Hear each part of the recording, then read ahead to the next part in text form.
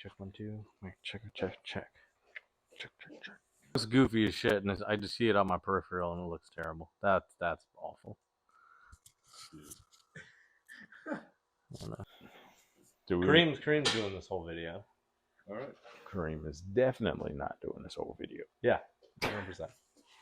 Alrighty, so E46, how to do it. So we're just gonna give you, we're gonna start off and just tell you everything that we do, how we do it, to make this the chef's kiss, because everybody thinks that this is the best fucking chassis. And guess what? It's the heaviest. So Yeah. Pushing. Oh, look, this should have been white. White 4-door, white 4-door. Yeah. Red 4-door. Well, now we got to find a new chassis. Yep. Anyway, let's push it out. Yeah. Garbage. So first thing, how we take off this whole front assembly, headlights, bumper bar, everything. So you got these 3 bolts. That you pull those off, and then there's these 2 top ones. Take those out. You disconnect the cable for your hood latch, and you'll have to go from the bottom for these, just so you know. You have to come up through the bumper underneath, and then disconnect all your headlights, and you and a friend can pull same way, same time, jiggle, just jiggle, pop, comes off, and you can see it out front.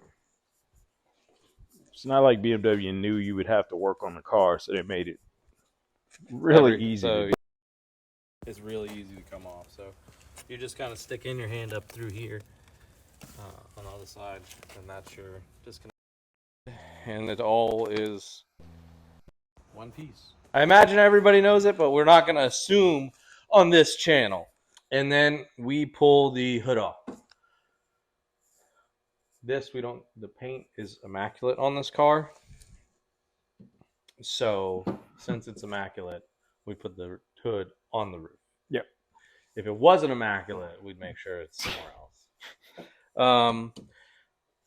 So next thing we just do is here on the subframe is you cut off, so you have these little folds on both the inners. You just take a Ziz wheel, cut them off, and then flip this bolt, because normally it goes up and then you have the nut. Now we do it that way. So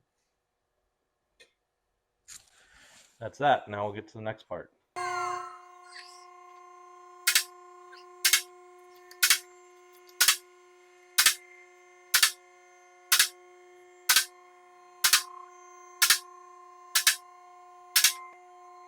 Now we're underneath the car. This is what we take out. So you take out your factory subframe bolts, and then it's going to give you a little bit of slack. And then we are going to take out these for the lollipop compliance bushing, whatever nickname you want to give to them. Doesn't matter. Now, with the subframe spacers that we supply, these are made out of stainless steel, and then the longer bolts. Now what we're going to do is just pop them in. It's that easy. Yep. That's in. The front one's in. These are a 18 millimeter.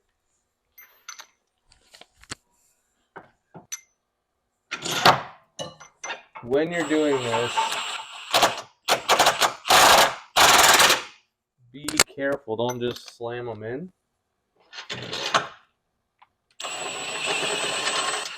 Really, we like to do them by hand. Kareem gets mad when I do them this way. So now, what we're going to do is we're not going to put it up all the way yet. We're not going to full sender yet, because what we're going to do now is put this back together. I don't want you to get hit by that. Again, like last time. You'll hear the click.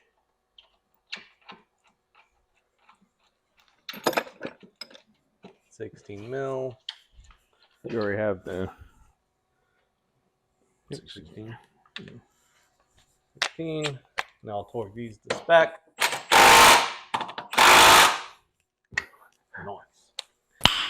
Nice.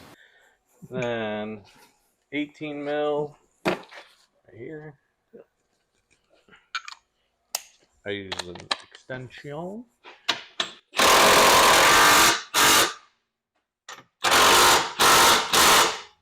Torque to spec. And it's that easy. Now, what we like to do as well while we're down here. Now, if you're in all this is kept in mind that we assume that most people aren't going to have a lift. So it's actually, we think it's easier to do on the ground than on the lift, because that's kind of how we designed it. Not to be on the ground, but just we started this when we didn't have a lift. But if you do or whatever, it's just easier to get these bad boys, these mounts in. We use the solid ones. These are just our mock-up stuff. That's not what comes with the kit. If you want to upgrade or you think you need to, okay. But that's what it comes. Just leave them, put them in. You can leave them a little bit loose, or you can tighten them all the way up. Depends on how you want to do it. We like to leave them just a smidge loose and then tighten them up after we swing the motor in. And we'll have this cross member out actually. So we'll go ahead and take that out now.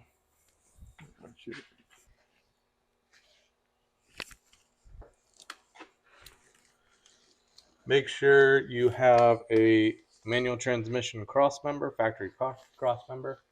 And we bought this one because it is an auto car, which didn't cost that much money, but just not going to assume anybody or make anybody assume anything, because that's how shit gets fucked up.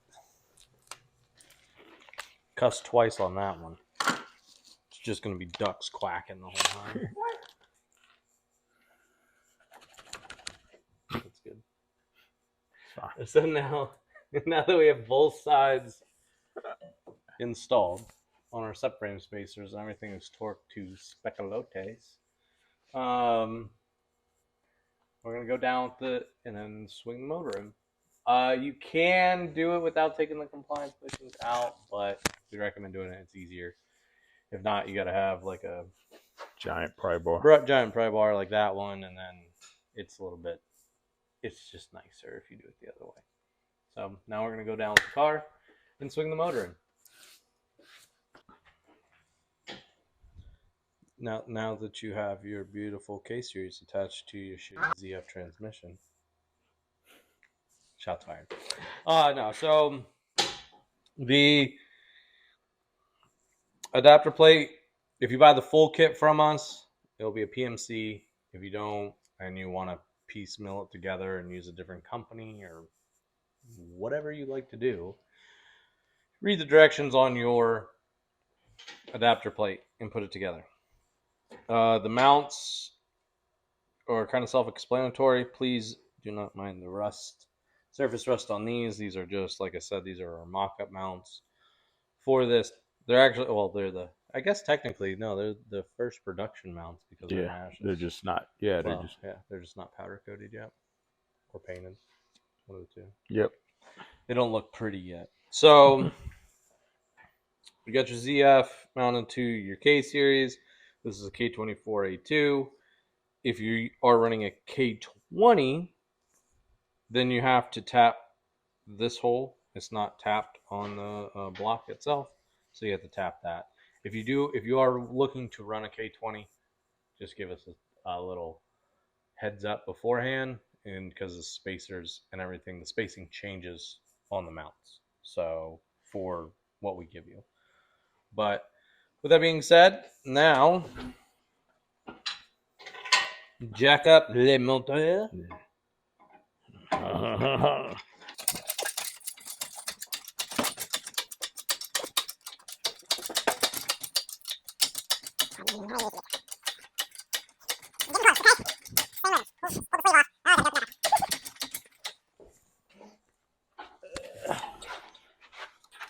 Make sure your partner or buddy does not get stuck between the two frame rails like he's about to. Yeah, it's cool. It's good. It's good. It's good. It's not good. It's not. You know, if you just push on the front of the There motor, you it go. does the same thing.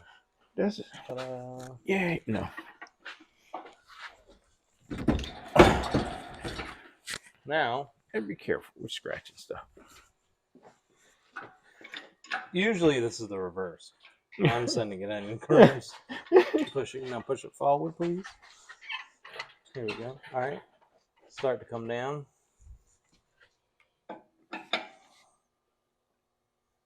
As slow as possible. And then I'm going to guide it in.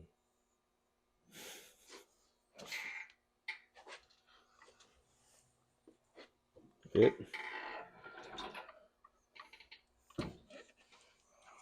Hold on. That was just a bolt. Good. Come down a little bit. Yep.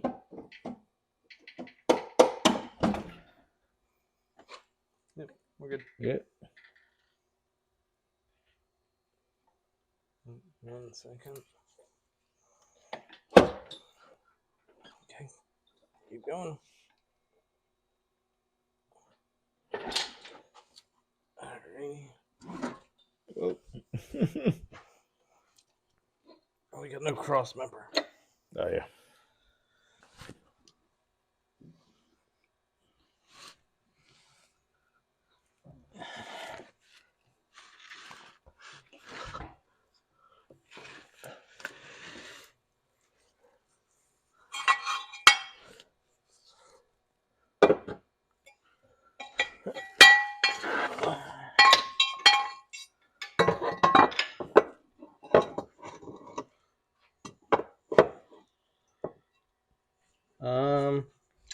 Pull, jack up and pull out just a hair. Beans. Getting out, trying to at least, and being an old fat guy. God damn it. This is why we think it's better to do it on the next stance.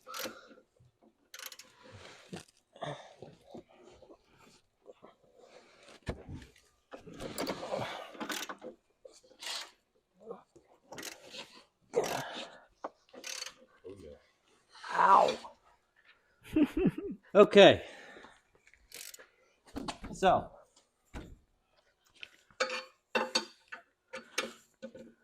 you put the trans just over the cross member to start with. Just set it on there. You can use a jack to kind of help guide it, but you just kind of set it up over. And we take out, I don't think we mentioned this to start with, but we take out the studs Out of the mounts. Yeah. And then we start with the driver's side, which has a little slot in it.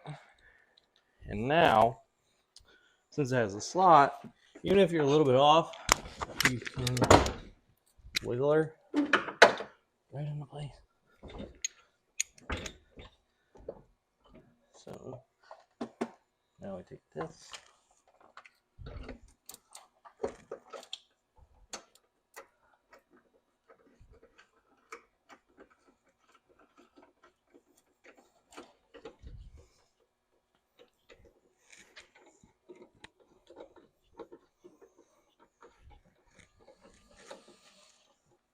Boom.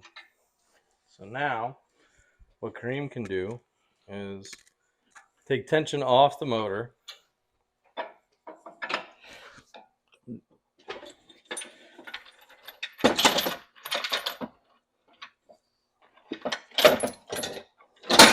Pull out.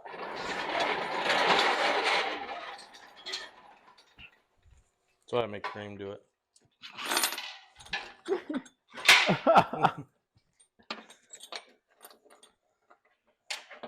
Too soon? No. Now, boom. You got a Kswap E36. You can take all your Instagram photos. E46, you mean? How did I say 36? Yeah. You can swap your E46. Take all your Instagram photos. I like to take the valve covers off and just run a piece on there. Actually, no, I don't. Because then you got to run the skunk too. One. Yep.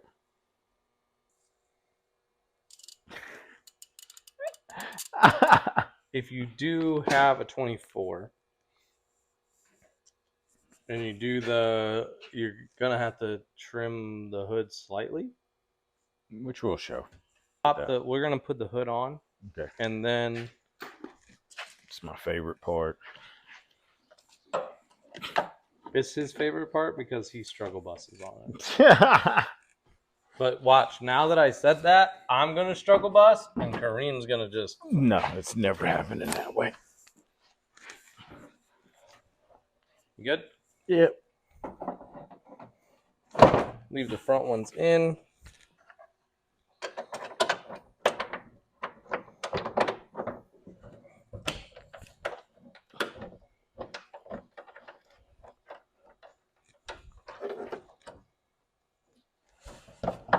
See, I told you. Good? Yeah. Now, hood is shut. You want to lift the car up real quick so we can show underneath the hood.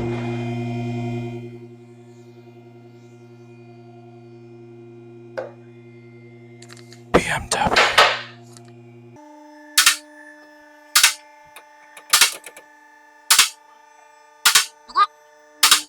So, right about there is where the hood sits. So you have to cut the webbing out, which is not bad, but you just trim the webbing out and just the front part of the engine. That's the only thing is right around the little hump that's on the cam tower. We just went ahead and cut. It's just one piece.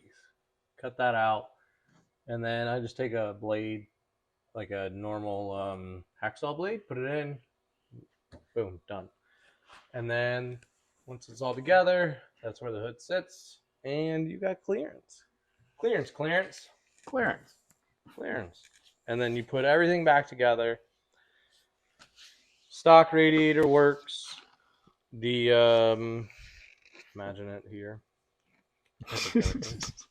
Stock radiator works, and then we have our hose that we kick over with it and make everything work.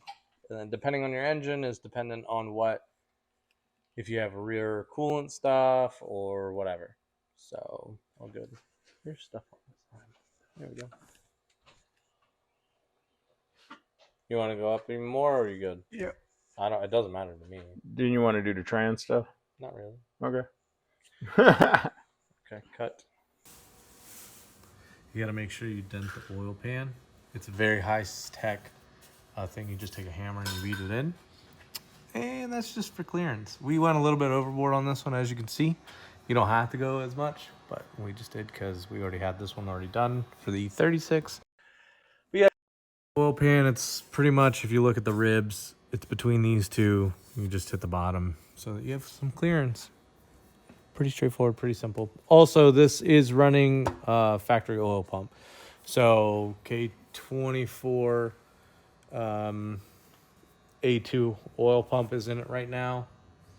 It's got the balancer shafts, everything. You don't have to switch it out. It's not like other kits where they make you switch pumps. Or even on our E30 kit, we use S2000 pump. So on the E36 and E46s, you could just run whatever pump you want. If you want to run a different oil pan, if you want to run a baffle. Unit 2, isn't it? Yeah, Unit 2 makes a steel pan that's baffled. Run something like that. We don't care.